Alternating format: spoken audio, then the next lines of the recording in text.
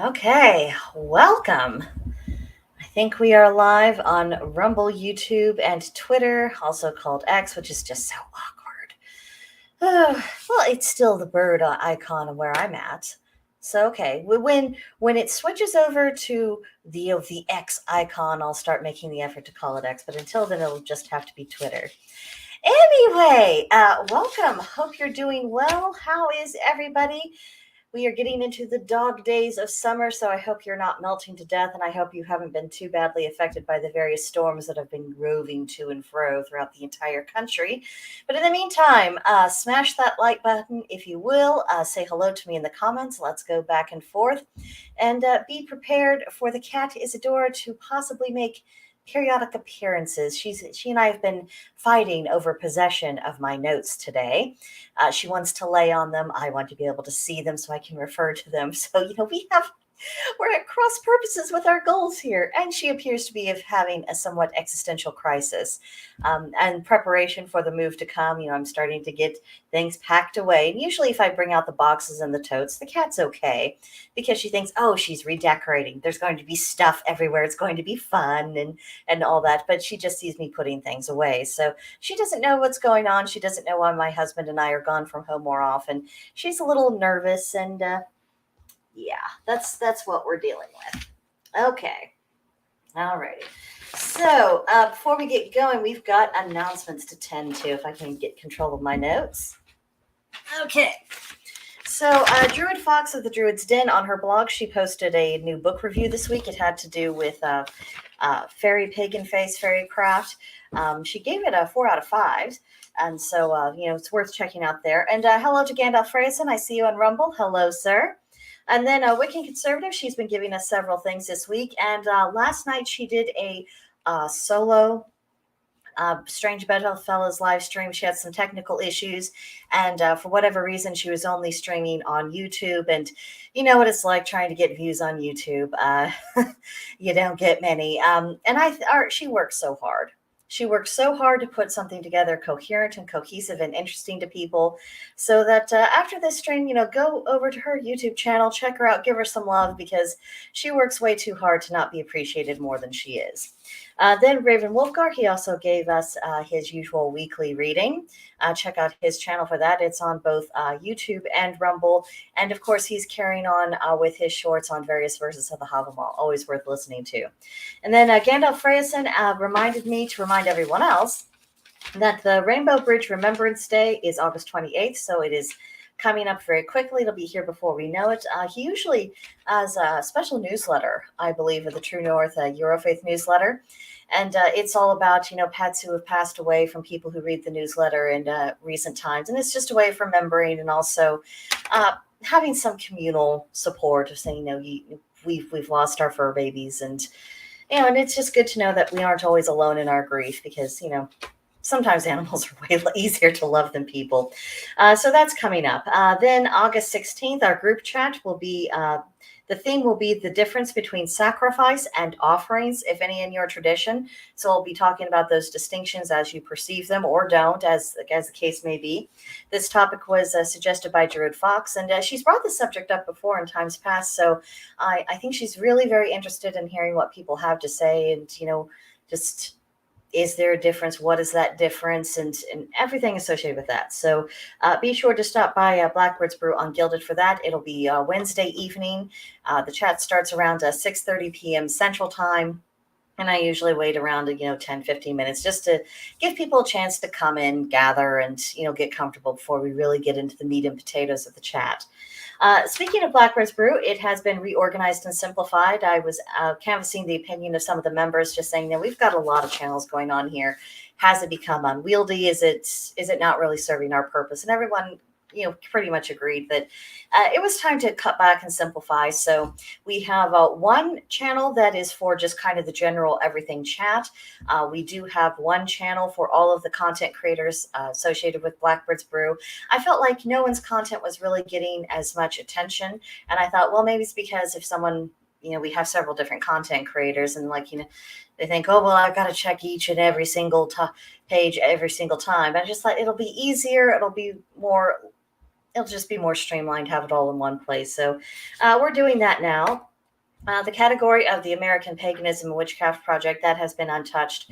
And I created another category that I titled Grimoire. I'll be working on that as I have time, just because sometimes it is good to have that handy reference, but that's also not something that, these aren't really topics that, we're going to discuss. And if we are going to discuss them, well, we have the general chat room. And that general chat room, I made it both a text and a voice channel, so that if people were having a good exchange and they said, oh, do you want to, go back verbally back and forth, they can just immediately do that.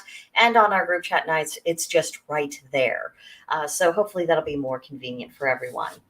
Other than that, work on the farm continues. I am sleep deprived, as you can probably tell. I am somewhat sunburnt, as you might be able to tell a little bit from my arms. I've got scratches from all of the various plants, and I've done a lot of gardening in this past week. The plants have got me pretty good. I've got bug bites like you wouldn't believe. One of the plants apparently is the reason why I get a rash whenever I work out on the farm. And to show you the guilty party, because I've got a grievance against this plant. Okay, there it is. That is what is called the pokeberry. And it is beautiful, isn't it, gang? It is so pretty. And ever since we began working on the farm in the grounds, I have seen it over and over again. And it grew so well. And I thought, well, it's a little bit of a weed now, but maybe I could contain it, maybe train it to grow up over a gazebo or an archway or something of that kind. It's just so pretty, because those colors, how usually in photography, the colors are enhanced and they're never that vivid or sharp in real life. This is the exception to that rule. That plant is just as vibrant in person as it is in that photo. In fact, some of the ones I have at the farm, they even have more of a saturated kind of that pinky purple magenta, and the berries are darker, and the green leaves, they're practically that radioactive green. It's so gorgeous. But it is a known to cause skin irritants, and that's what it's done with me. You probably can't see them on camera, but I've got all kinds of little bumps, and they itch like crazy. It is miserable. It is a toxin. You can ingest it or use it medicinally after, you cook it a certain way, and you have at least 2 changes of water, and you go through all of this rigmarole, which, there's a time and place for that. But if it's just a plant in your garden, this might be one that you want to help exit out of your life. I'm just saying, you don't have to suffer like I do. So now for the topic of why we are here, I pose the question of where can we find the gods? Because it's the usual thing. I have perceived on many occasions when American pagans were getting some guff, that, any ancestral gods that we have, well, they certainly aren't where you live, and you can't access them there. You'd have to go overseas to actually experience them. And whatever deities there are on that land, well, they're not connected to you. So I guess you're just up creek without a paddle. That is an attitude I've encountered over and over and over again. And isn't that a snot-nosed attitude to have? What a thing to say to us. And what a misunderstanding of the gods, particularly some of the gods who are known to wander far afield. Odin, for example. He travels. He goes everywhere. He's curious. He's got to find out everything about everything. He wants to know what everyone's business is, and he wants to figure out what's going to come and everything else. He wants to explore and experience. And to say that a god of that sort would not be perfectly capable of interacting with us on this side of the pond as if we were in Norway or Sweden. Just the arrogance of that, the misunderstanding of the god. It's so absurd. And I also firmly believe that because the gods are essentially the progenitors of human tribes, that we always remain connected to them wherever we are. We could be colonizing Mars.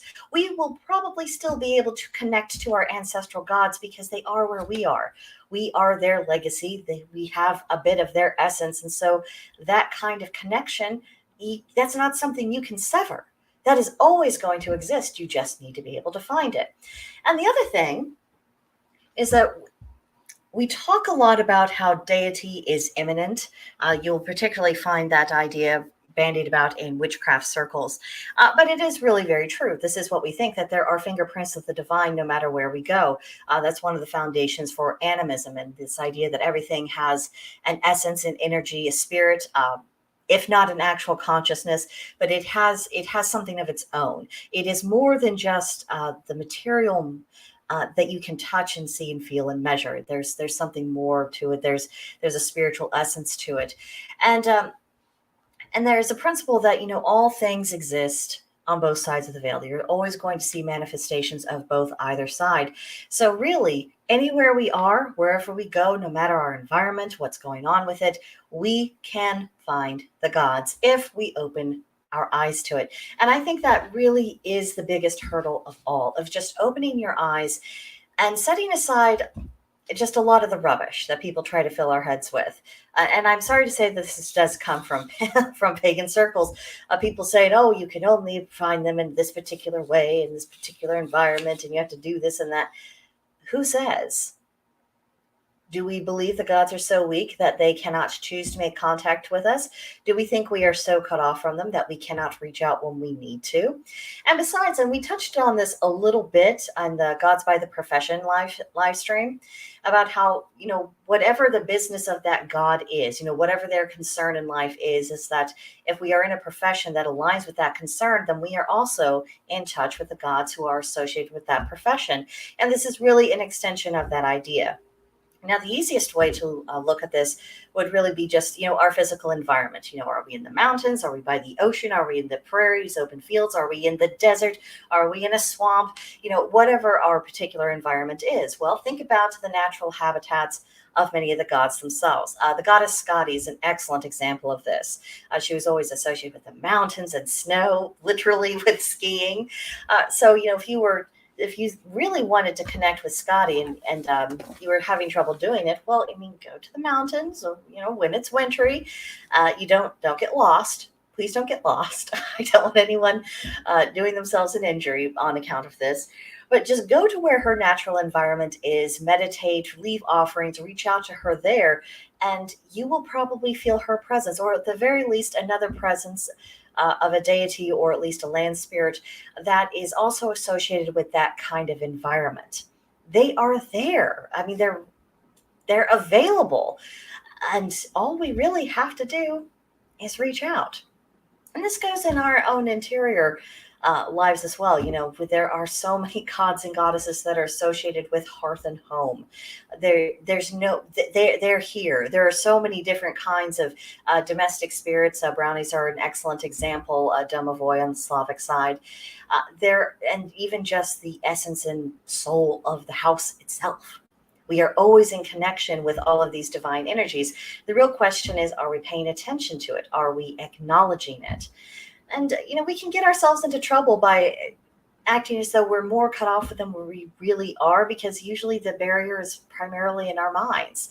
That's one thing that I've learned in all of my workings with Loki. He's always been very available and very much involved in my affairs. Sometimes he goes off because he's doing who knows what. He's got stuff. But, I always feel that tethered tie. And, when he is turning more of his attention to me, sometimes those nudges come across so strong. That's like, okay, I had one plan for the day, but it appears I'm doing something else. And other people have had similar experiences with their own deities, particularly those that they have a particularly good working relationship with, or their purposes are aligned, or they're just well connected. There's no reason why we cannot have that experience and why we cannot seek it out, because you make the decision to be open, and no one can do this for us. And that's the most frustrating thing talking about this, is because I can explain this in concept and in principle about how you're really just limited by your imagination and your own personal perceptions. They are there. They are always there.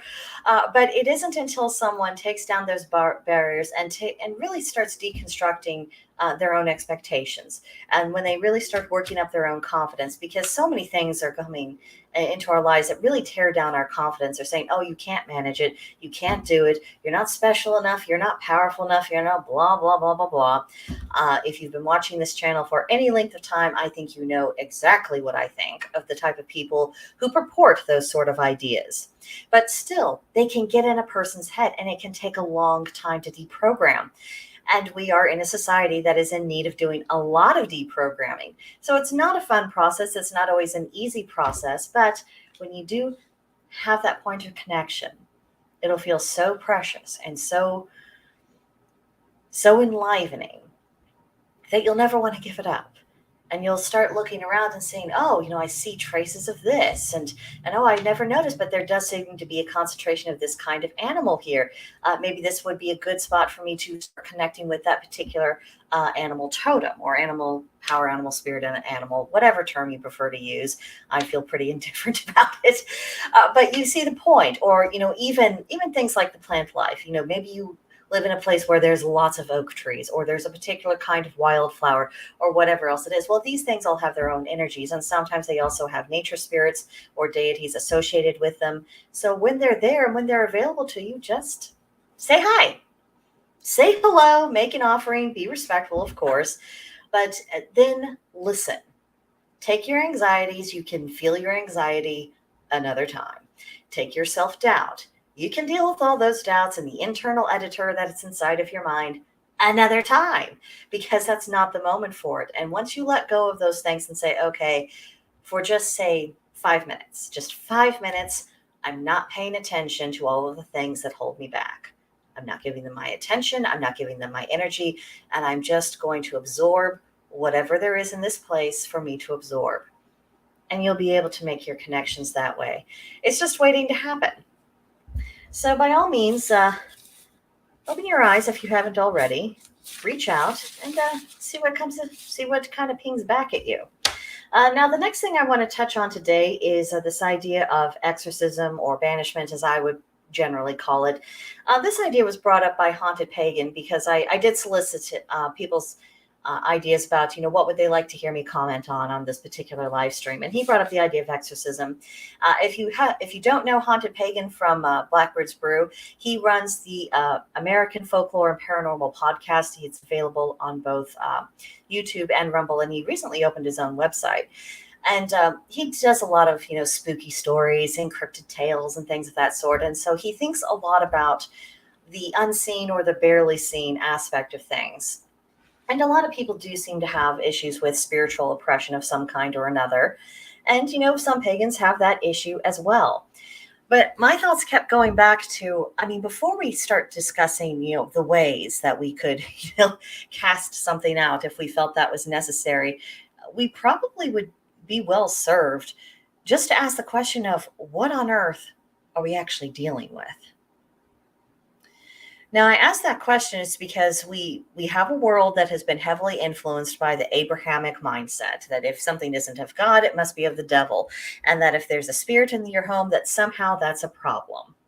And I think that mindset is also what is making it difficult for some people to be able to connect with the gods wherever they are, why they have to be encouraged to go find them and to be made aware that the issue is probably just them blocking everything out.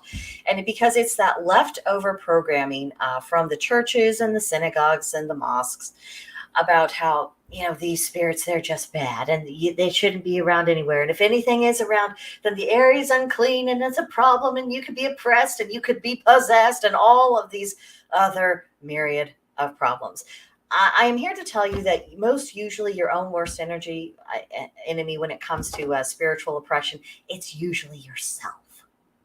Most usually it's yourself, and if you have some kind of unwanted spiritual attachment, they're probably preying upon your own personal weaknesses and your own boundary issues, specifically with not erecting boundaries, whether you're talking about magical shields or just your boundaries of a person, of what you will tolerate and what you will not tolerate. It's an issue with sovereignty, your own personal sovereignty as an individual. And I think that's where we need to start the conversation, even before we identify about, okay, there's something that's going bump in the night. What could it be? Is it a demon? Is it a ghost? Is it Great Aunt Matilda? Is it a brownie? Is it, what is going on? Before we start going on there, let's start looking at ourselves saying, okay, why am I so bothered by this? Has anything occurred that has actually been detrimental to me or the household or wherever this sort of thing is taking place? Because if nothing detrimental is going on, you're sensing a presence, that's not necessarily a problem. And whatever the source of that presence is, it may not even necessarily be nefarious or even paying attention to you. It just might be where it happens to exist.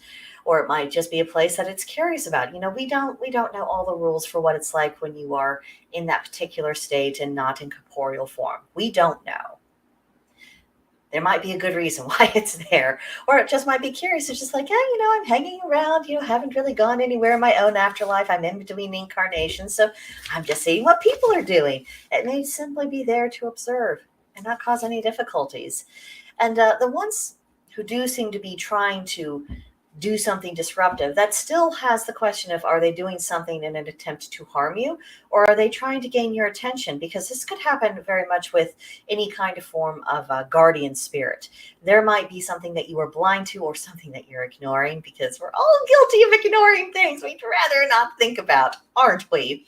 And it's any kind of guardian spirit might be trying to raise your awareness. But if you are ignoring any nudges you get in the waking world, if you are ignoring them in meditations or dreamscapes, if you're just not getting it, they're probably going to try to get your attention as a last-ditch effort. And yes, maybe you sense some frustration from their presence, or even anger or exasperation, but that doesn't mean they're intending to do your harm. It just means they're saying, I need you to pay attention to what is going on now. So let's talk about if it actually is something that is detrimental, something that's essentially trying to feed on you. Because when people talk about, these occasions of demonic possessions and whatnot, I'll use the word demonic just as ease of expression. All I'm meaning it for it in this context, it's nothing to do with the Abrahamic ideas. It just has to do with a malevolent, discorporated spirit that's out to do serious harm. Not just mischief, not just like, I poked them and wasn't that funny? Nothing like that. Something that is actually harmful. There's a lot of reasons why that could happen. It could have something to do with the history of where you are, or your own personal history, because these spirits that are causing all these troubles, and the ones that are known to try to take possession of the corporeal form, what they're doing essentially is they are feeding on you. They're feeding on you, your soul, your surroundings. They're feeding on all of the energy there. And it's all very vampiric. I do wonder sometimes if some of our ideas about vampires are actually in consequence of the spirits who, we don't know why they do this. Maybe it's, how some people become serial killers, and just everyone, when they look back, it's just like there's always something just wrong about that person. Maybe it's essentially in the nature of a birth defect that would make someone prone to engage in that. Maybe it's a similar thing going on with these spirits that are just so hateful. Maybe there's just something really wrong with them. Now, when it's that kind of deep-rooted problem, I don't think it's really our problem to heal them or fix them, and that may very well be beyond our capabilities. Because again, we have a lot of question marks. We don't actually know what's going on, and the information that we get from spirits is, probably best to take it with a grain of salt, because you can't see them, you don't know. We're acting on faith with a lot of these things, but if something is out and out malevolent, then obviously you need to get that removed from you. But that is going to have to begin with you before you break out your sage or your Palo Santo or sandalwood or frankincense or myrrh or any of the other various tools. One person recently told me that she and her family use basil for cleansings of this kind, which admittedly, there's no reason why you couldn't. But before you get to that stage, you have got to start doing some internal repairs. If something is latched onto you, you have to take the effort to get it detached. And that isn't going to come from something you do externally. It's going to come from your own force of will saying, I belong to me. This is my space. This is my home. This is my family. This is my land. And you have no claim. Because if you go into something with anything less than that resolution, you are more likely have to go through these steps again and again and again, which, if you might have noticed in some of these shows that we see about hauntings and everything else, like the priest came in and blessed the house, or they did an exorcism, or they did this, and it just didn't take. Well, no kidding. Because they were treating the symptoms. They weren't actually dealing with the cause. If you have a spirit that you need to get rid of, you're going to have to deal with that cause. And it's better you do it sooner, when you still have more of your energy and strength available to you, than kicking the can down the road. Now, again, I can't make someone's decisions for them. So if someone else goes that route, good luck. Very best of luck to you. But you could have saved yourself an awful lot of trouble if you had decided to be firm from the word go. And asserting your right to yourself, asserting your right to live in a healthy, sane manner, saying that you are not their prey, you are not their food source, and you are not subject to their will. That is the place where you start. Then you bring in your herbs, then you bring in your crystals, then you go through various rituals for banishment. I mean, and the force you put through that, I mean, that's going to be what really gets the job done. Because I'm a big believer, there's lots of methods. You find a method that you're comfortable with, and you just get to it. And you do it as you mean it. I mean, just channel your inner Leo, your inner Capricorn, whatever is the most firmest aspect of your nature that is fully capable of saying no. Use that part of yourself. Use that energy, because that's what's going to send the boundary. That's what's going to get something detached from you. And that is what is going to get something away from you and yours. You have to defend it. And you have to take on more of the warrior's mentality of like, I don't care if you wound me, because you cannot wound me enough to make me forget, who's in charge around here. And, and I do wonder if certain zodiac signs do have a natural advantage of this. As I said, I'm a Leo. I have never any doubt about who exactly is in charge around here, at least when it comes to my own life. And that person in charge is me. And those who infringe upon that, that's an interesting life choice you're making. It's going to be fun. But not everyone has that kind of resolve just naturally. It's like, you said what to me? Oh, you think I'm putting up with what? Not everyone has that. Some people have a gentler nature. And I don't say that as a criticism, but it is something that people should be aware of so that they can make their plans accordingly. If you know you struggle with setting boundaries, if you know you struggle with being firm, probably the best thing to do is, before something happens, build up your own interior resistance and walls, understanding that saying no or setting a boundary does not make you a bad person. It does not make you a mean person. And the people who try to make you feel that way are probably trying to guilt trip you, and you should ask yourself why they are trying to use your emotions to manipulate you. That would be a good start right there. And then from there, you can move forward with a lot more confidence. Now, if you do find yourself in a situation, just as I said, build yourself up, then take external action, and just do it with the full force of your will, and call upon your deities, especially household deities. I think that's something that isn't always emphasized. Think about the spirit of the house, the soul of the house. Draw upon that, because it wants to thrive and be alive. So draw upon that to help get away any unfriendly entities that might be plaguing you. Call upon your own gods. Call upon household gods. Call upon, your brownies or anything else like that. Anything you have at your disposal in your own spiritual environment, call upon them all. Present that united front, and tell the thing to get the F out of there. And mean it. That's the thing. Mean it. And that's my current thoughts about exorcism and banishment. Haunted Pagan, if you're watching, I hope that was of some use to you. Those are my thoughts at this particular time. Now, another issue that's related to boundaries, because there is kind of a common thread through my ramblings today, it has to do with American heritage. And I talk about this every single live stream, I know. But, let's keep our sights on this continent, on our country, on our history in this country. And of course, that all very much makes sense, because what other energies are at closer disposal with you. But it probably is going to be necessary to start setting some boundaries with people who think, oh, that's wrong to do, or that somehow you're not entitled to interact with the spirits of your land. And earlier this morning, I was having a very good conversation with a new member of Blackbird's Brew.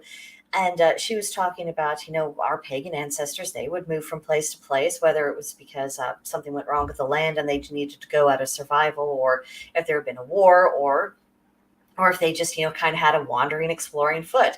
She made mention of the Icelanders, the people who settled there. There was a time when they did not have any established history there. They didn't have their ancestors buried there.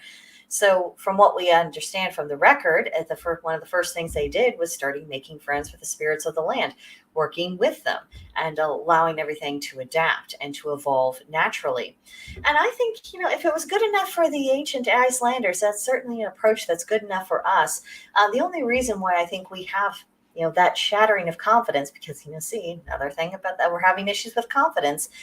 It's people who are trying to tear the country down.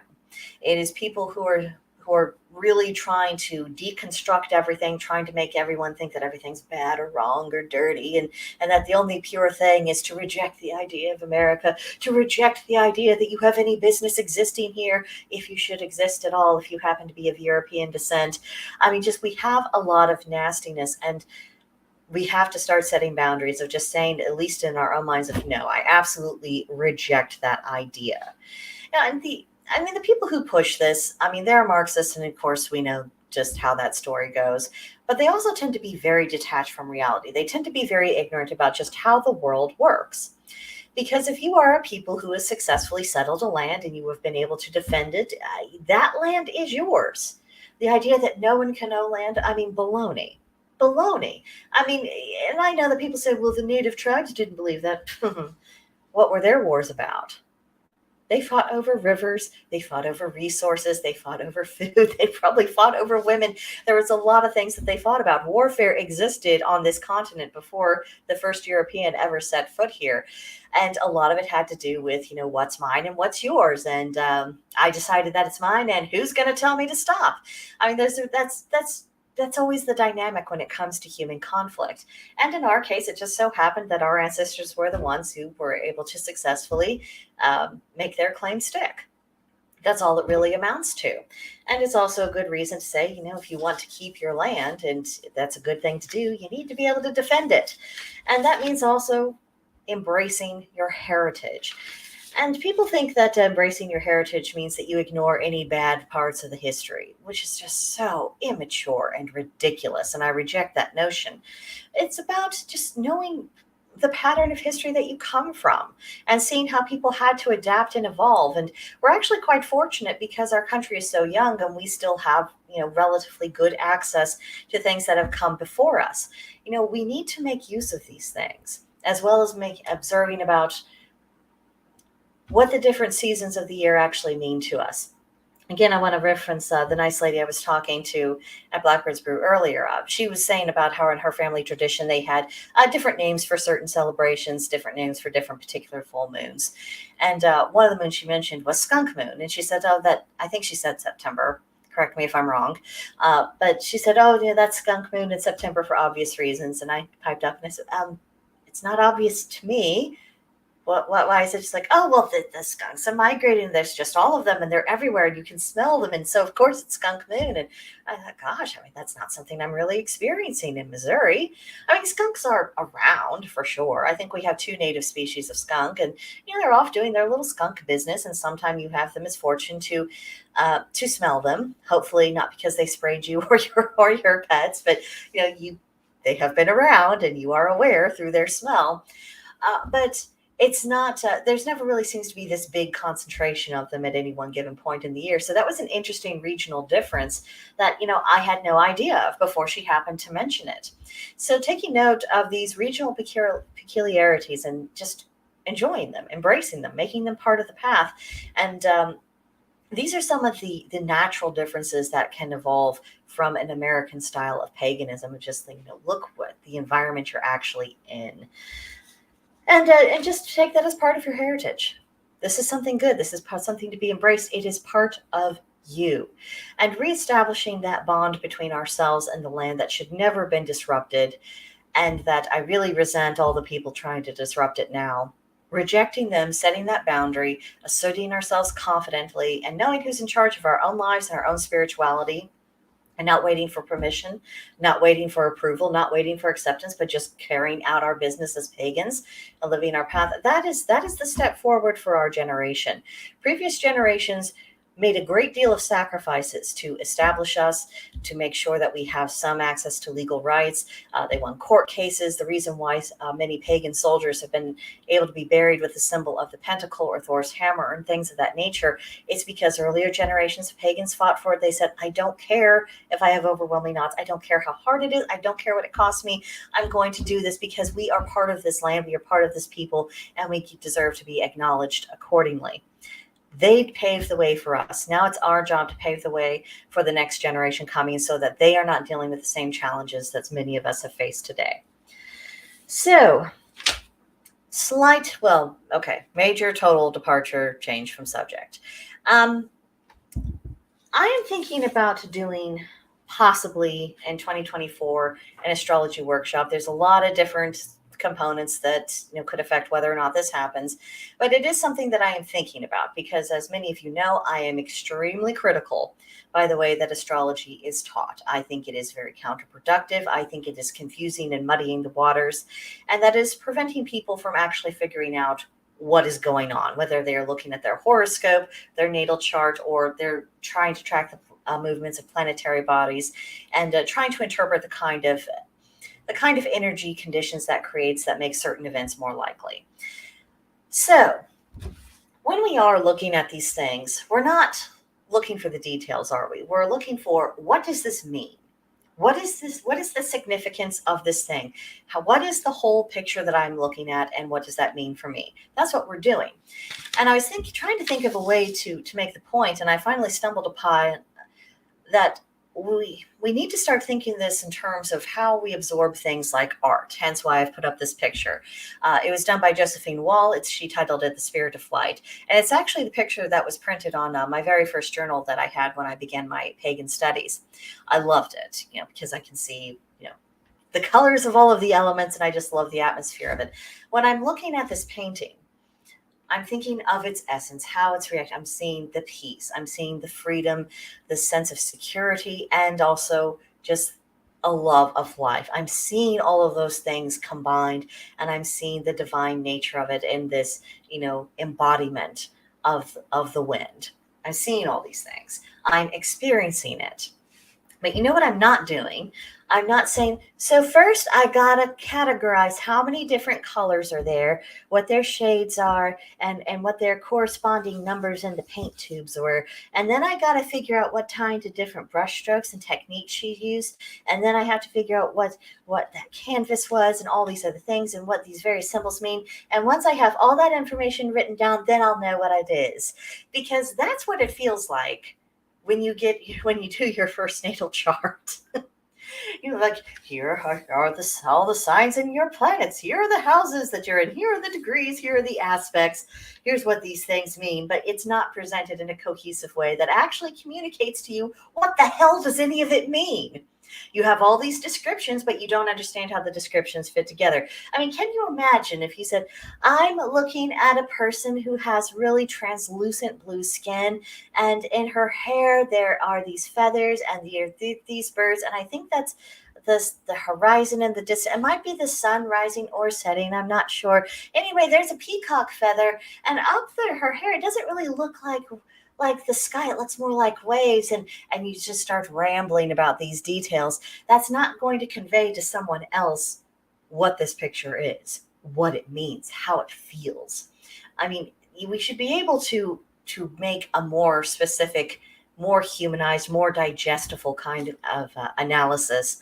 And that's what I would like to attempt to do with this possible astrology workshop. If I can actually get it together and if there's actually interest. But the idea that I thought about is, what if we just took the major astrological compass points? Because we have an ascendant, we have a descendant, we have our midheaven, and we have our emuncolii. What if we took those 4 points and said, okay, this is your circle of your soul, and this is where you kind of go. This area is where are things that once were that you're moving away from. This over here is what you are not. This is what you are, and this is where you're trying to go. And having someone navigate in that space and thinking about, okay, now if I understand it through this lens, then I can actually use my chart as an actual guide. Now, that's the concept. That's my hope. We'll see if I can make anything of it and if it makes sense to anyone else. But I'm willing to try a lot of different things. I'm willing to, if people have their own techniques to try to interpret these things and make sense of them, I'm very open to all of that because the status quo when it comes to conveying information about astrology, it is not serving anyone well. And I'm frustrated with it. I'm bored with it. And I'm done waiting for someone else to fix the problem. So, tally ho, we're going to give this a go and see if we can make anything of this. And then, I suppose the big test would be if this does come to a workshop and any group chats that occur around it, is just asking people, does this give you a better sense? Do you understand more intuitively, more instinctively what all of this means? Because without that, I mean, we're really going the long way around to try to understand our own charts, or let alone, what the various compositions of the planets might mean for, world events or anything else. We've got to bring it down to human terms. We've got to make it a lot less analytical and a lot more, this is what it means for your life, because ultimately that's what people need. They need to know, what does this mean for my life, whether we're talking about astrology or your religious practices. And it's why I do encourage saying, all the education we've invested in, that's all very well, but until we can put the pieces together, until we know how to apply it, until we know how to use it to benefit ourselves and those around us, well, then are we actually walking the path? Are we researchers or are we practitioners? That's the question I'm going to leave you with today. Thank you so much for hanging out with me. Thank you for putting up with my somewhat sleep-deprived self. It has been a very busy time of it. If I haven't been at the farm, I've been pulled in 12 different directions to do with the server, to do with the channel, preparation for other things. It's just been a lot. So thank you for dealing with my shortcomings. I will see you guys later. Bye-bye.